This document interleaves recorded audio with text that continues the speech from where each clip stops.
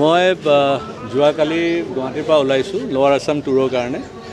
প্ৰথম আমি গ'লোঁ ঢেকীয়াজুলি, বৰচলা, তাতে আমাৰ board Assam linguistic minority development বোৰ্ডৰ বিভিন্ন যিবিলাক কাৰ্যসূচী চলি আছে সেইবিলাকৰ ফাউণ্ডেশ্যন ষ্টোন লে কৰিবৰ কাৰণে বা য'ত য'ত কাম হৈ গৈছে তাতে ইনগৰেশ্যন কৰিবৰ কাৰণে, আৰু লগতে বাঙালী পৰিষদৰ তেওঁলোকৰ 3টা জিলাত তেওঁলোকৰ অধিৱেশন চলি আছে।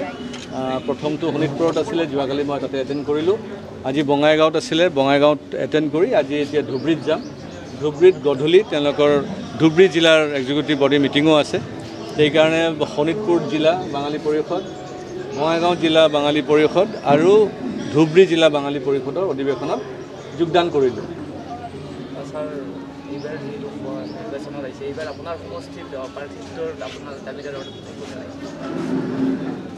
দাবীদাৰটো নহওঁ বাৰু, কাৰণ দাবীদাৰ এইকাৰণে নহওঁ যে যেতিয়া বিধায়ক আছিলোঁ তেতিয়াই টিকেট কাটি গ'ল। তো এতিয়া মোৰ এইটো নাম কটা চিপাহী বুলি কয়, তো নাম কটা চিপাহীৰ আৰুনো দাবী কৰিনো কি লাভ আছে। দলে যদি দিয়ে তেতিয়া বিবেচনা কৰিব, নিদিলে দেখা যাব।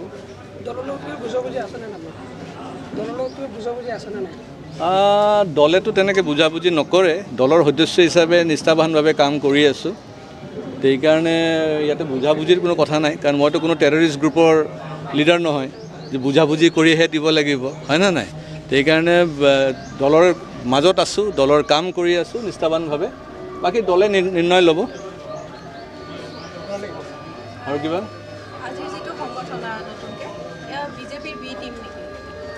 বাঙালী পৰিষদ অসম কাৰো বি টিম নহয়, এইটো ৰাজনৈতিক দল নহয়।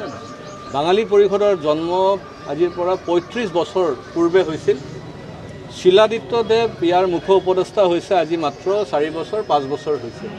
সেইকাৰণে কোনো ধৰণৰ নহয়। আৰু আপুনি নিশ্চয় গম পাইছে যে বঙালী সমাজৰ মানুহ বা বঙালী হিন্দু মানুহসকল বিশেষকৈ তেওঁলোকে হৈছে ৰাষ্ট্ৰবাদী চিন্তাৰ মানুহ, ৰাষ্ট্ৰবাদী চিন্তা কৰে, জাতিৰ চিন্তা নকৰে। মানে বঙালীৰ কথা চিন্তা নকৰে আৰু ৰাষ্ট্ৰৰ চিন্তা কৰে। সেইকাৰণে আপোনালোকে মনত ৰাখিব যে আপুনি বঙালী সমাজৰ পৰা যদি এটা বেলেগ কমিউনিটিৰ মানুহকো যদি ইলেকশ্যন খাৰা কৰি দিয়ে, বঙালী মানুহ কিন্তু ৰাষ্ট্ৰবাদী চিন্তা কৰি তেওঁলোকক ভোট দি জয়যুক্তও কৰে। কিন্তু বঙালী হৈ পেলাই যে বঙালীকে ভোট কৰিব তেনেকুৱা নহয়।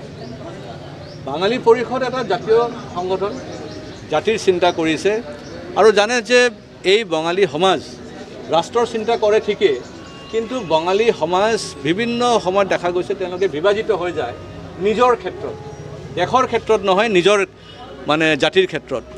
এইখিনি যেন নহয় তাক সংগঠিত কৰিবৰ কাৰণে বাঙালী পৰিষদে কাম কৰি আছে আৰু ময়ো এজন সৈনিক হিচাপে তেওঁলোকক সহযোগ কৰি আছোঁ।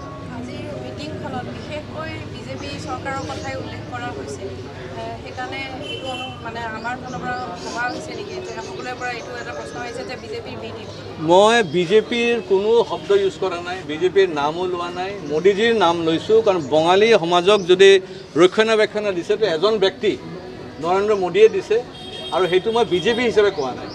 সেইকাৰণে ইয়াতে B team, C team, Z team নহয়। কাৰণ কথাটো হৈছে, আৰু বঙালী সমাজ ভালকৈ জানে যে এতিয়ালৈকে তেওঁলোকক সহযোগ কৰা কোনটো দল, সেইটো বঙালী সমাজকে ভালকৈ জানে। বৰঞ্চ মই এইটো কৈ আহিছোঁ যে বঙালী সমাজ কেতিয়াও ভোট বেংক হিচাপে থাকিব নালাগে। ভোট বেংক হিচাপে থাকিলে ৰাষ্ট্ৰৰ চিন্তা কৰা নাযায়। সেইকাৰণে বঙালী সমাজ যেন ভাল চিন্তাৰে মস্তিষ্কত চিন্তা কৰি পেলাই যেন দেশৰ উন্নয়নৰ কথা ভাবে আৰু অসমীয়া জাতি আৰু অসম মাতৃক যেন শক্তিশালী কৰাৰ সেই ব্যৱস্থাটো ৰাখে। আৰু এটা কথা নিশ্চয় গম পাইছে, সকলোৱে আমি গম পাইছোঁ যে আৰছাদ মাদানী ডাঙৰীয়াই এটা কথা কৈছে মাননীয় মুখ্যমন্ত্ৰীক লৈ, যে সুপ্ৰিম কোৰ্টত তেখেতে অপসাৰণৰ বাবে এটা উত্থাপন কৰিব। এই সম্পৰ্কে আপুনি কি মন্তব্য কৰে?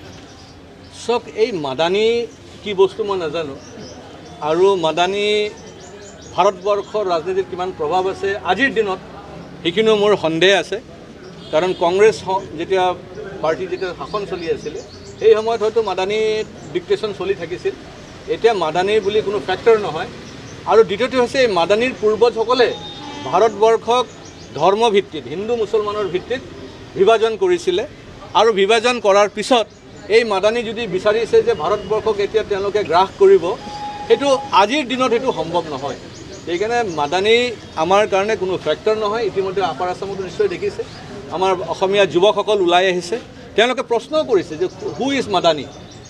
সেইকাৰণে হু ইজ মাদানী সঁচা কথা, মাদানী আমাৰ কাৰণে কোনো ফেক্টৰ নহয়। বাংলাদেশের বর্ডার পার করে লম্বা লম্বা দাড়ি যাওয়ার জন্য প্রস্তুত। সবাই ভালো থাকবেন, দুর্গাপূজা আসছে। আগে ছিল পরিষদ Assam Bongaigaon district long leave. আমার সাথে